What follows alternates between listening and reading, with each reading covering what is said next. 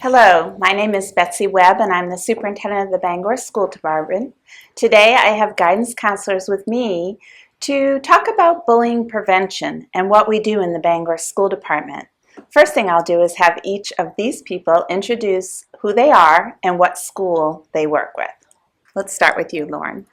My name is Lauren O'Reilly, and I'm the school counselor at the James F. Dowdy School. Hi, I'm Sharon Pelletier-Ayer, and I am the freshman guidance counselor at Bangor High School.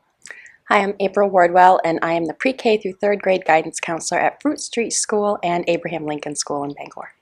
I'm Lisa Lauer. I am the guidance counselor at Mary Snow School for grades 4-5 and also Abraham Lincoln School. There are other guidance counselors in the Bangor School Department, but these people have agreed to talk with me today about bullying prevention. All guidance counselors do participate in this work, but these are the representatives that agreed to meet with me today. What we'll be doing is having an interview style of a conversation in which I'll ask questions and then they will share things that are being done at each of the grade levels. So bullying prevention is something that we're very focused on. We're very concerned about having our students grow up confident and well-adjusted so that they can be successful in their career or in college. So let's start by talking about what we do at each of the levels to help students learn how to address those that bully. So let's start with the elementary level. What do we do? For pre-K and kindergarten, we start the year, I'm in the classrooms bi-weekly, and we start the year with our guidance lessons about promoting kindness. So instead of talking about bullying, we talk about being kind to everyone. Filling buckets, we read a lot of literature about kindness and making friends and being a good friend and what we look for in a friend. So our first initial 3 lessons are about filling buckets. We learn about how important it is to fill each other's buckets and what that does to make us feel good. Do the students respond quickly to that message? They do. I receive emails from parents thanking me for the concept that their child brought home about how they fill buckets and that we all have one, including adults, and about the idea of kindness. Great. And what about at grades 4 and 5? What do we do there? We continue the lessons in the classroom. There's a lot of really good literature. We use Peggy Moss books, Patricia Polacco. There's a lot of really nice books that teach children how to stand up for themselves, how there's a difference between being assertive and being aggressive so that they can, when they are treated in a way that they don't like, that it is okay to say, stop, I don't like the way you're treating me. Also how to report, who they should tell, when they should tell, the difference between reporting and tattling. What is the difference? The difference is when you are trying to get somebody in trouble and you don't want to solve a problem, that's tattling. When you have a problem and you need help solving the problem, that's reporting. And the children really are good about standing up for each other. In grades 4 and 5, we talk a lot about bystanders and the power that they have to solve the problem on their own, as well as getting adults involved, and the motivation for somebody who might bully or be unkind. That those people need to build up their own self-esteem to feel good about themselves because they have the empty bucket that April has taught them about in the earlier years. So the kids do a very good job about not being passive when they see something they don't like. And I see in the lunchroom when I have lunchroom duty or out on the playground, I see a lot of kids that do it themselves and I don't even have to get involved. If somebody tries to make a joke about somebody else, before it raises to the level of bullying, I'll see other kids say, that's not funny. Let's not make a joke about somebody. And then they move on. And it's really great to see them put the skills that they learn in the lower grades into practice as they get into the 4-5 level. Wonderful. What a great skill. Yes. Just to stand up for yourself or to stand up for somebody else and say that's not very nice or that's not funny. Yeah. That's great. Yeah. They learn the power of being together too. They learn that if they are with another peer, oftentimes that gives them the strength to be able to stand up for themselves. And it also gives the peer the strength to, even if they don't dare to stand up to somebody who's truly a bully, to say, you know, you better leave my friend alone, or I need to get a teacher, or something strong that could lead to more of a confrontation, they can say, let's go sit over here. Come on, let's go do a different activity. Let's go play Foursquare instead of basketball. So kids learn to stick together, and you know, that's a great skill to carry throughout their life. So Absolutely. Yeah. Great, thank you. And what about at the middle school level? We build a lot on what comes from our elementary schools, but at our level, I think one of the things that we really focus on is empowerment and becoming a self-advocate. You know, the students at the beginning of the year are reminded about what bullying is and what tattling is, and if there is a bullying incident, how to handle it, who to report it to, how to ask for help, and then a lot of times what the protocol looks like if there is a bullying incident. So they're taught more of the higher level thinking that goes along with treating each other. But we do work a lot on, you know, how do you stand up for yourself? How do you stand up for others? What's the importance in standing up for yourself? And if you're experiencing something, you know, a bullying or a situation like that that's happening in the present, how can acting on it now help you in the future? You know, when you're in a school environment, how would we handle it? And then how would we handle it as adults in the workforce? Or what's it going to look like in high school? So we work on a lot of those pieces. We do have outside representatives come in and talk to our school sometimes, present to our students, but one of the things that we really discuss is the importance of follow-through. You know, so our presenters can share a message with our students, and it usually is relatively helpful in the moment, but one of the things that the staff likes to do is to continue sharing that message with our students, being good role models, you know, showing how to handle situations, and so we continue that throughout the school year as well. That's a great point. I mean, the research is clear that one-time assemblies really don't work with students, and that it has to be a collective effort of all the adults in the school sending consistent messages day in and day out that bullying will not be tolerated. And when we have an outside presenter come in, it, in the moment, sends a strong message, but really it's our jobs to continue to send that message and to show how it applies in everyday situations. And I liked how you made the reference to the work world, because unfortunately there are adults that bully. And really what we're trying to do is to teach those lessons about how to handle those situations. You talked about a bullying protocol. That would be helpful for parents. What happens if there is an incident of bullying?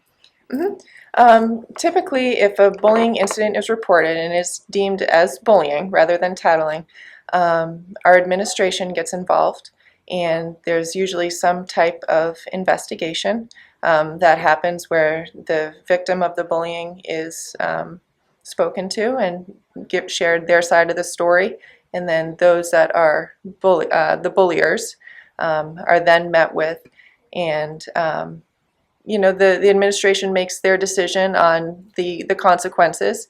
But one of the things that we really, you know, push with the kids is it's important to know that retaliation is also a big part of bullying. So, you know, if we have a discussion with a student about, you know, what you're doing was bullying, this is how we need your behaviors to stop, but it's also important that, you know, you don't do anything in return for being given a consequence for your behavior. And, you know, they're given their warnings, but also know that there's a lot of paperwork that goes with it and what can happen once it goes beyond the school. Getting the school resource officer involved, who is constantly at our school as an added support. So we tell them the different levels, the different layers, not out of fear, but out of knowledge. You know, it's important to be aware of these things because, again, it is happening in our if it's happening in our school, we don't want that to carry over. Those are life lessons, and we want them to know, have that awareness. Right, to really understand that it is what we call progressive discipline. Right.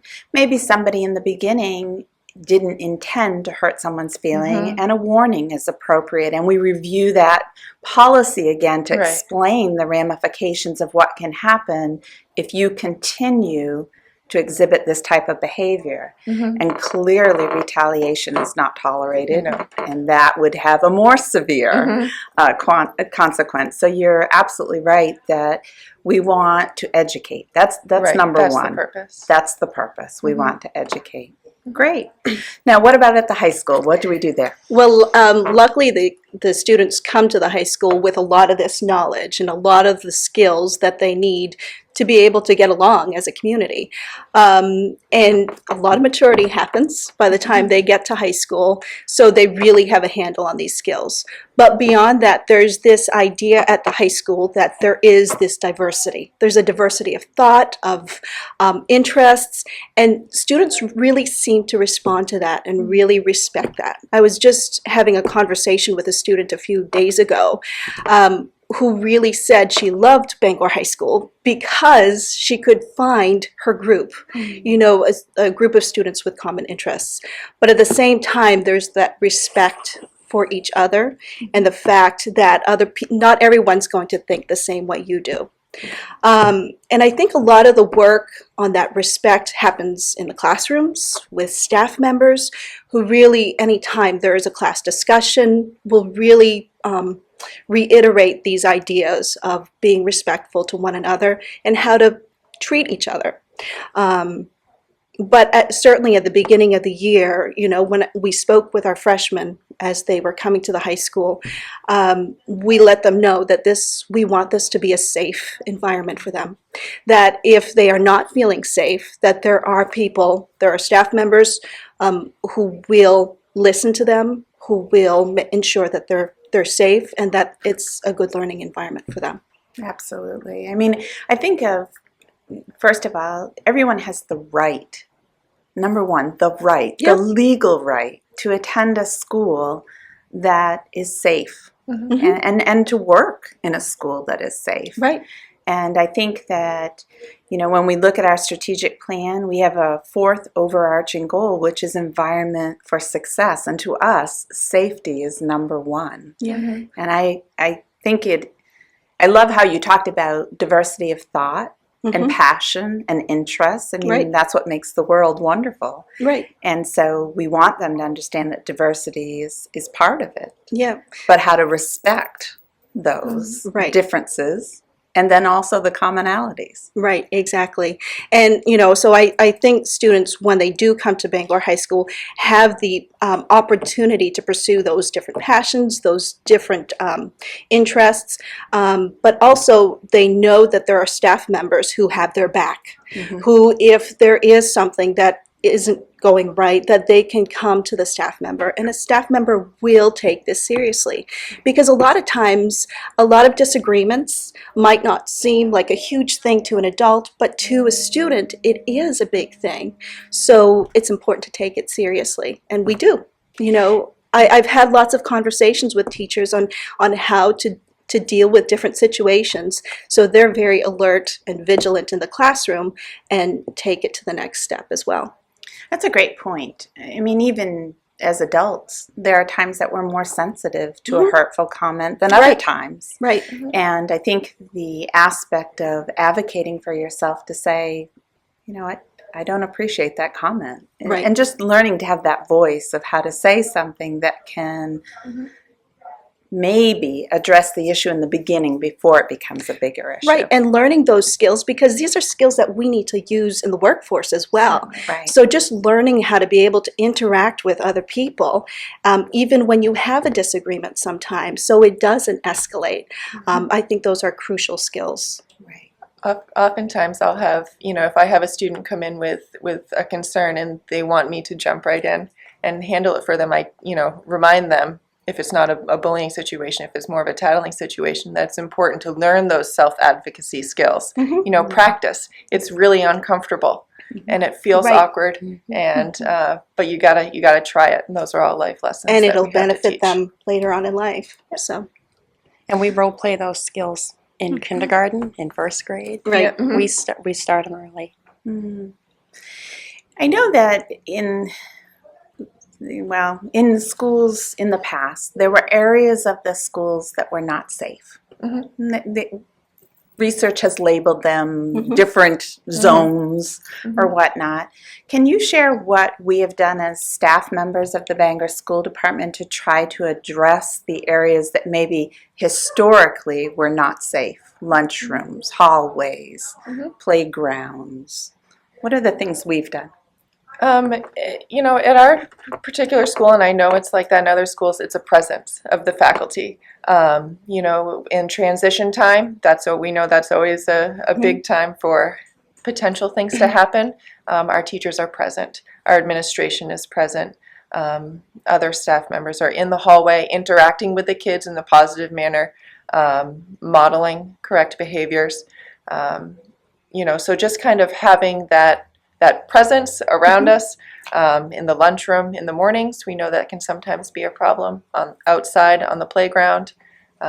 You know, we alert our teachers to where those areas are, and so that way they're physically present. We also do have cameras in the schools, and you know, it helps sometimes because we can't always be present when things happen. So we do use our cameras to monitor the areas that can't be monitored And I during think the school that's day.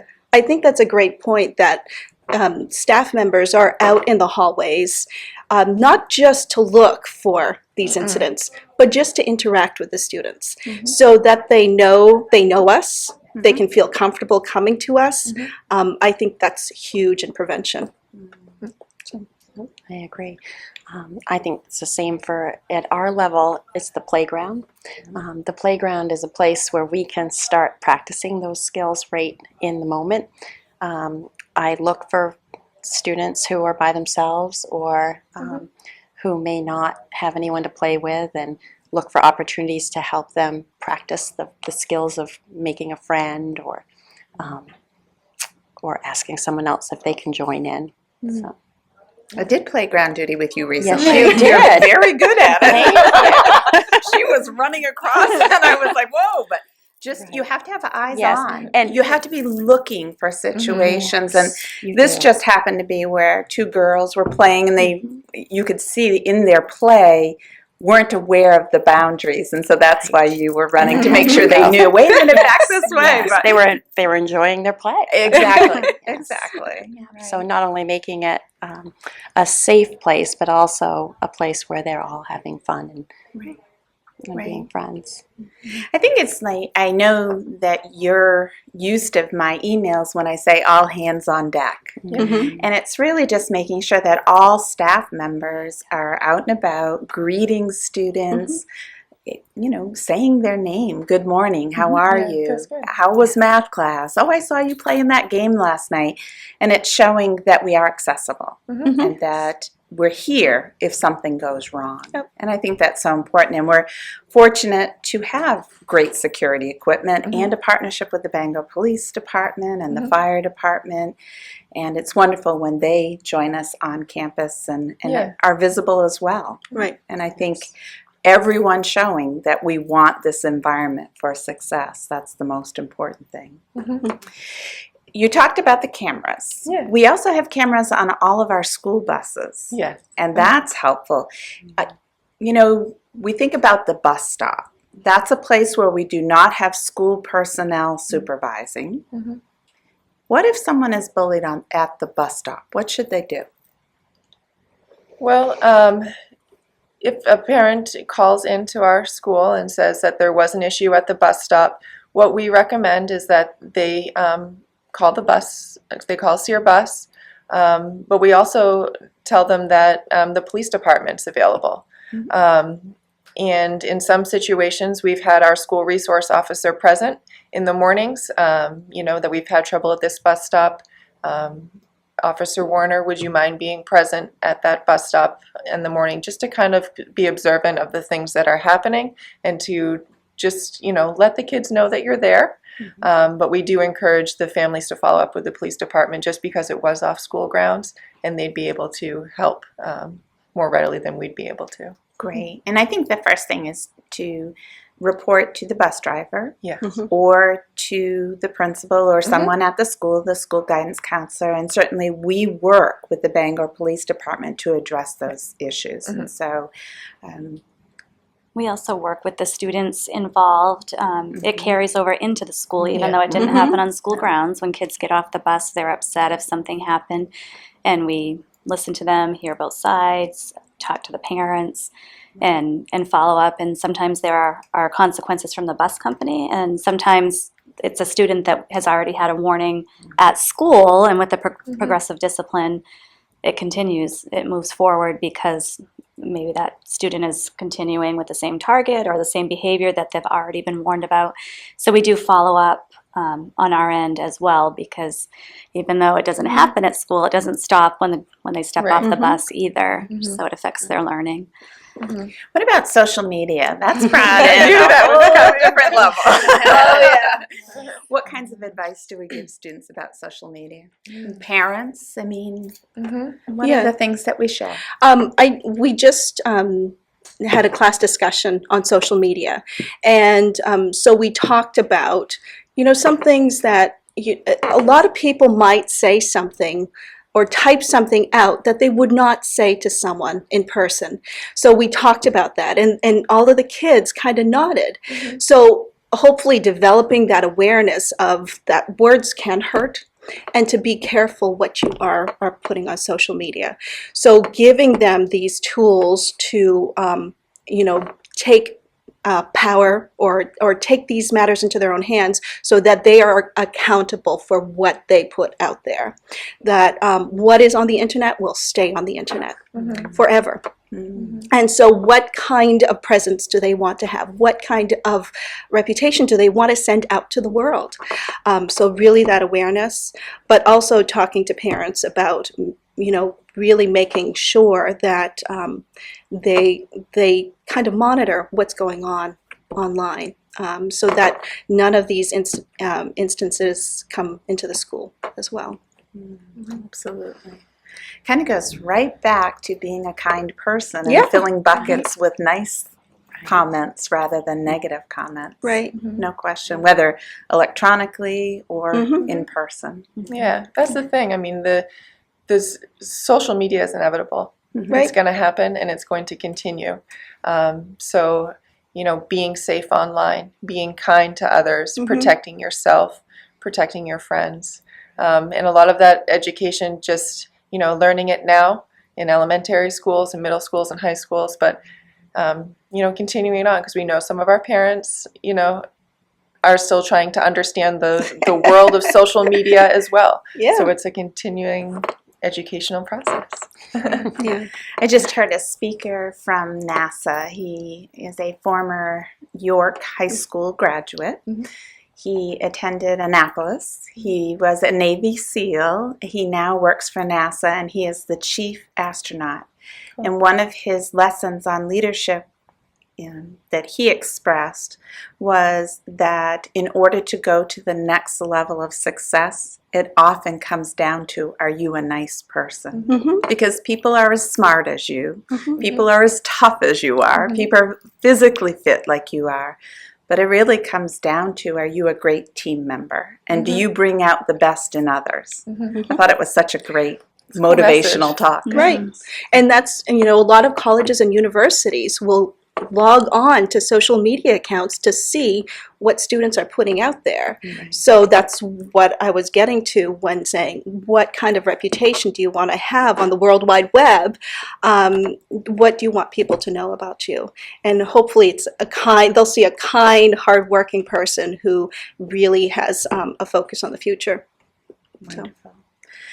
Anything else that you'd like to share with parents or the community about what we do with bullying prevention? I think you've done a great job of explaining what we're trying to do as a school system, but are there any last thoughts? One more focus of some of the lessons that I do is to really build kids' self-esteem, so that if there is somebody who's being unkind, it doesn't have to hit as hard as as it does if somebody doesn't feel confident. So we do a lot of self-esteem building, and also teaching students that the bully needs help, so that when they're on the fence about should I tell or do I want to get involved, that they're actually helping the student who's doing the bullying, because there's something going on in their life that they need help with so that they can feel good about themselves. So self-esteem, I think, is another big piece that we try to build that connects to bullying, even though it's a different subject. Yes. I think it really goes back to the empty buckets versus full buckets. Yeah. And And that usually a bully's buckets are empty, as you had shared, and that maybe the reporting is the first step to helping them fill their bucket.